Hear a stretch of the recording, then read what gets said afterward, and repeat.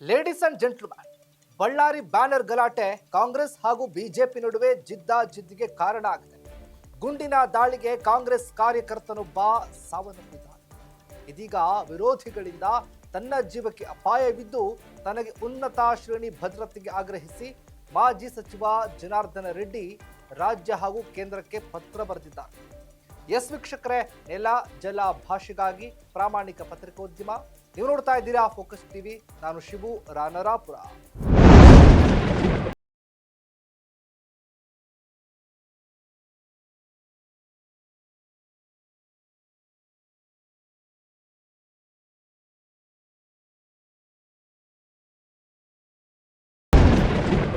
ಬಳ್ಳಾರಿಯಲ್ಲಿ ಮತ್ತೆ ಕಾಂಗ್ರೆಸ್ ಹಾಗೂ ಬಿಜೆಪಿ ನಡುವಿನ ರಾಜಕೀಯ ಜಿದ್ದಾಜಿದ್ದು ಆರಂಭ ಆಗಿದೆ.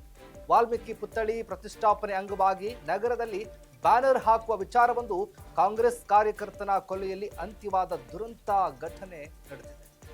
ಮಾಜಿ ಸಚಿವ ಜನಾರ್ದನ ರೆಡ್ಡಿ ನಿವಾಸದ ಬಳಿ ಕಾಂಗ್ರೆಸ್ನ ಶಾಸಕ ನಾರಾ ಭರತ್ ರೆಡ್ಡಿ ಭಾವಚಿತ್ರ ಇದ್ದಂತ ಬ್ಯಾನರ್ ಅನ್ನು ಹಾಕೋದಕ್ಕೆ ಕಾಂಗ್ರೆಸ್ ಕಾರ್ಯಕರ್ತರು ಮುಂದಾದಾಗ ಈ ವೇಳೆ ಗಲಾಟೆ ಉಂಟಾಗಿದೆ.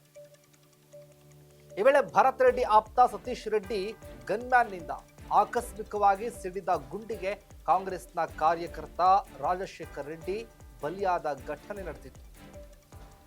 ಸತೀಶ್ ರೆಡ್ಡಿ ಗನ್ಮ್ಯಾನ್ ತಮ್ಮನ್ನ ಹತ್ಯೆ ಮಾಡೋದಕ್ಕೆ ಹಾರಿಸಿದ್ದ ಗುಂಡು ಹಾರಿಸಿದ್ದಾರೆ ಅಂತ ಮಾಜಿ ಸಚಿವ ಜನಾರ್ದನ ರೆಡ್ಡಿ ಆರೋಪಿಸಿದರು.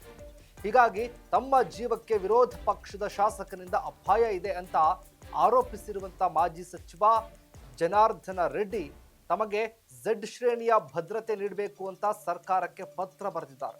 ಮುಖ್ಯಮಂತ್ರಿ ಸಿದ್ದರಾಮಯ್ಯ ಹಾಗೂ ಗೃಹ ಸಚಿವ ಹಾಗೂ ಕೇಂದ್ರ ಸರ್ಕಾರಕ್ಕೆ ಜನಾರ್ದನ ರೆಡ್ಡಿ ಪತ್ರವನ್ನ ಬರೆದು ಭದ್ರತೆ ಕೋರಿದ್ದಾರೆ.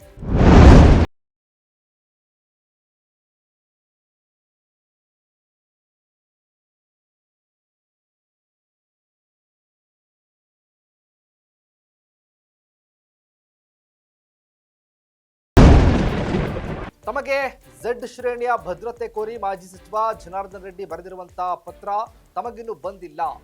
ಮಾಜಿ ಸಚಿವ ಜನಾರ್ದನ ರೆಡ್ಡಿ ಅವರಿಂದ ಪತ್ರ ಬಂದಲ್ಲಿ ಕಾನೂನು ರೀತಿಯ ಕ್ರಮವನ್ನು ತೆಗೆದುಕೊಳ್ಳುವುದಾಗಿ ಗೃಹ ಸಚಿವ ಡಾಕ್ಟರ್ ಜಿ ಪರಮೇಶ್ವರ್ ತಿಳಿಸಿದ್ದಾರೆ.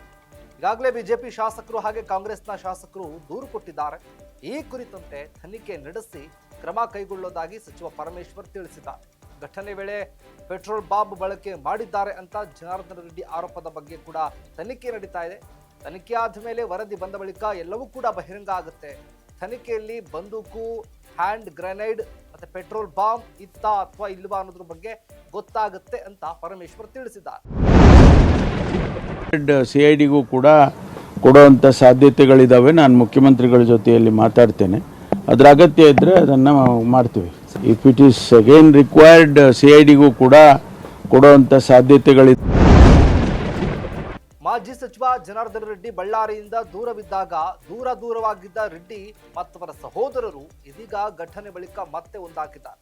ಇವರೊಂದಿಗೆ ಮಾಜಿ ಸಚಿವ ಶ್ರೀರಾಮುಲು ಕೂಡ ಕೈ ಜೋಡಿಸಿದ್ದಾರೆ. ಮುಂಬರುವ ಚುನಾವಣೆಯಲ್ಲಿ ಕ್ಷೇತ್ರ ತೀವ್ರ ಜಿದ್ದಾಜಿದ್ದಿನ ಪೈಪೋಟಿ ಕೊಡುವ ಸಾಧ್ಯತೆ ಕೂಡ ಹೆಚ್ಚಾಗಿದ್ದು, ಮುಂಬರುವ ಚುನಾವಣೆಯಲ್ಲಿ ಕ್ಷೇತ್ರ ತೀವ್ರ ಜಿದ್ದಾಜಿದ್ದಿನಿಂದ ರಣರಂಗವಾಗುವಂತ ಸಾಧ್ಯತೆ ಕೂಡ ಹೆಚ್ಚಾಗಿದೆ.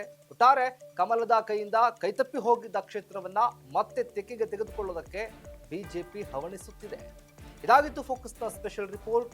ನೆಲ ಜಲ